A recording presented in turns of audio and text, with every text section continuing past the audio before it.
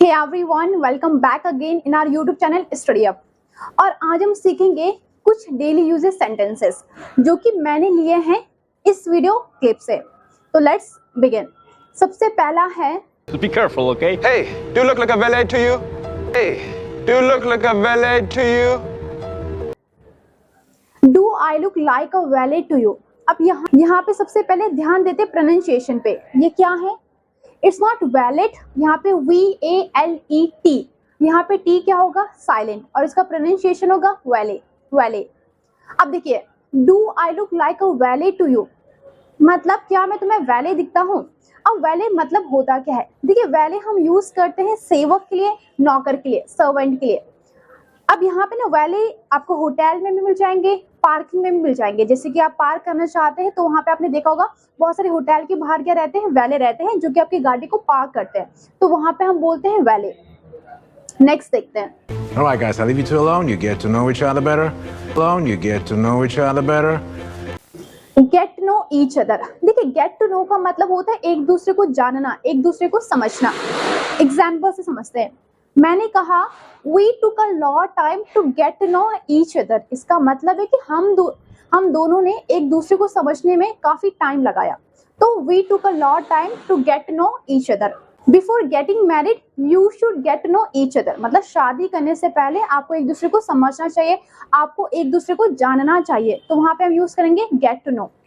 Yesterday, I got in my car, drove home, and trying to stop at the intersection, but I couldn't. And trying to stop at the intersection, but I couldn't. Next है I tried to stop at the intersection। देखिए, intersection का मतलब होता है चौराहा। I tried मतलब मैंने कोशिश की, to stop at the intersection मतलब मैंने चौराहे में रुकने की कोशिश की। नेक्स्ट है Hospital and policeman told me about the book. Did you hurt yourself to frame me? The book. Did you hurt yourself to frame me? Did you hurt yourself to frame me? अब यहाँ पे सबसे पहले did you hurt yourself। अब ऐसा आपकी mummy भी आपको कहती होंगी, जैसे आप कहीं जा रहे हैं ना तो मम्मी बोलते हैं ना डोंट हर्ट योरसेल्फ, मतलब अपने आप को चोट मत पहुंचाना। ठीक है, डिड यू हर्ट योरसेल्फ इसका मतलब क्या तुमने अपने आप को हर्ट किया, चोट पहुंचाई। टू फ्रेम मी मुझे फंसाने के लिए, तो पूरे का मतलब ये हुआ कि क्या तुमने मुझे फंसाने के लिए अपने आप को चोट पहुंचाई। तो फ्रेम का मतलब होता है किसी को फंसाना। फ्रेम की जगह आप ये भी यूज कर सकते हैं set someone up. Set someone up का मतलब भी क्या होता है? किसी को फंसाना। जैसे मैंने कहा she is setting me up, मतलब मुझे फंसा रही है। नेक्स्ट देख, I'm all ears, Ray. I'm all ears।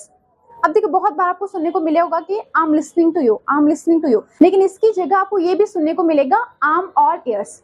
I'm all ears का मतलब होता है कि हाँ मैं तुम्हें सुन रही हूँ। ये सिमिलर है I'm listening to you के, तो आप I'm listening to भी कह सकते हैं या फिर I'm all ears भी कह सकते हैं। ये बस एडवांस तरीका है बोलने का। नेक्स्ट है I'll be in a wheelchair for a couple of weeks on sick leave. I'll be in a wheelchair for a couple of weeks या couple of months। अब couple of क्या होता है? देखिए, couple of months हो सकता है, couple of year हो सकता है। इसका मतलब कुछ एक दो महीने के लिए, एक दो हफ्तों के लिए। तो यहाँ पे मैं कहूंगी couple of। I'll be in a wheelchair मतलब मैं व्हील चेयर में रहूंगा for couple of months मतलब कुछ महीनों के लिए या कुछ weeks के लिए, तो couple of weeks। इसका एक एग्जाम्पल लेते हैं। I'll be ready in a couple of hours मतलब मैं एक दो घंटे में क्या है तैयार हो जाऊंगा। नेक्स्ट है I'm tired of going on a date with broke guys। Broke मतलब होता है जिनके पास पैसे नहीं है। अगर आपको बोले कि यार भाई मेरे पास तो पैसे नहीं है, तो आप कहेंगे I'm broke। अगर आपको बोले उसके पास नहीं है तो she is broke।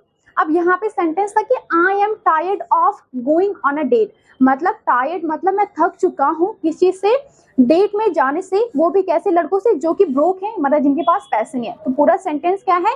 I am tired of going on a date with broke guys मतलब मैं जो ये लड़के हैं जिनके पास पैसे नहीं है, इनके साथ डेट में जाने से बहुत थक चुकी हूँ। लास्ट है he is driving me crazy. देखिए, ड्राइव समवन क्रेजी इसका यूज हम तब करेंगे जब आपको बोले कि कोई आपको बहुत परेशान कर रहा है या अनॉय कर रहा है या टीज कर रहा है, तो आप कहेंगे you are driving me crazy मतलब तुम मुझे पागल कर रही हो, मुझे परेशान कर रही हो। तो यहाँ पे हम यूज करते हैं you are driving me crazy. ये सिमिलर है अनॉय के, यू आर अनॉइंग मी या फिर you are driving me crazy. I hope आपको ये सारे समझ में आए होंगे। Thank you for watching.